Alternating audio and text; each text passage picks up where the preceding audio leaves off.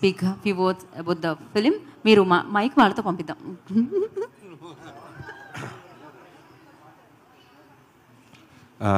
అందరికీ నమస్కారం అండి. Good evening. ఇక్కడికి వచ్చిన పత్రిక మిత్రులందరికీ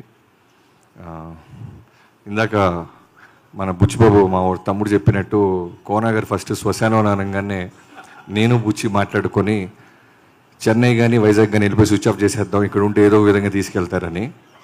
కానీ తర్వాత మళ్ళీ బుచ్చి మెసేజ్ చేశాడు నాకు. కోనా గారు పంపించారు వాయిస్ మెసేజ్, మార్చారు దస్పర్లాగాని. ధైర్యంగా ఊర్లో ఉన్నాం. ఎందుకంటే జోక్ కాదు, నేను ఇప్పటికీ దయ్యాల సినిమా సోలోగా చూడను.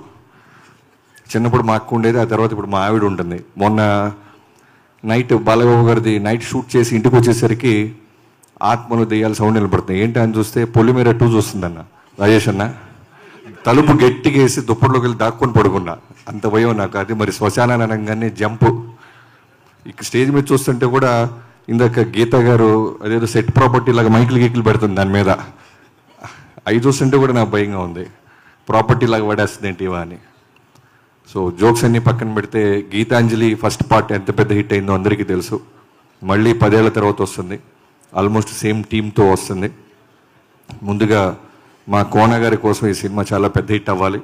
ఎందుకంటే మన పక్కన ఉన్న స్నేహితుడికి కానీ మన సొంత వాళ్ళకి డబ్బులు బాగుంటే మన ధైర్యంగా ఉంటుంది. సో డబ్బులు బాగా రావాలి ఆయనకి. అలానే అంజలి గారి గురించి చెప్పాలి.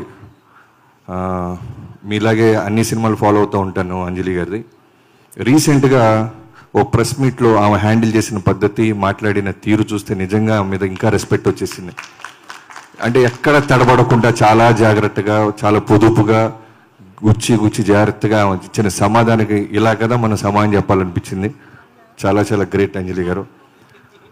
సో అంజలి గారికి ఈ సినిమా చాలా పెద్ద హిట్ అవ్వాలి. అని ఈ సినిమా పనిచేసిన రైటర్స్ భాను, నందు, నా వాల్తేరి వీరేకి డే 1 నుంచి చివరి మినిట్ దాకా నాతోనే ఉన్నారు. ఆ సినిమాకి మాటలు రాశారు.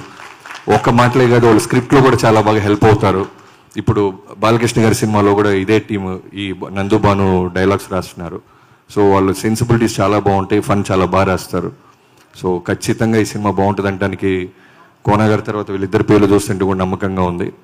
అండ్ ఈ సినిమాలో పనిచేసిన ఆర్టిస్టులు అందరూ ఆల్మోస్ట్ అందరూ నాకు బాగా క్లోజ్. ఆలీ గారు, శ్రీనివాస్ రెడ్డి గారు, సత్యరాజేష్ గారు, అందరూ పేరు పేరున వీళ్ళందరికీ ఈ సినిమా మంచి పేరు తీసుకురావాలని కోరుకుంటున్నాను. అలానే ఈ సినిమాతో డైరెక్టర్గా పరిచయం అవుతున్న శివ గారు, I wish you all the best brother. Kona గారితో రైటర్గా, ఫ్రెండ్గా ఉండటం చాలా ఈజీ. బట్ ఆయన ప్రొడ్యూసర్గా ఉండటం నాకు తెలుసు. రోల్ కెమెరా అన్నప్పుడు కట్ ఓకే సరిపోద్ది అని వెళ్ళిపోతుంటాడు ఆయన. అవన్నీ దాటుకొని అహెడ్ నువ్వు సినిమా తీసావంటే చిన్న విషయం కాదు.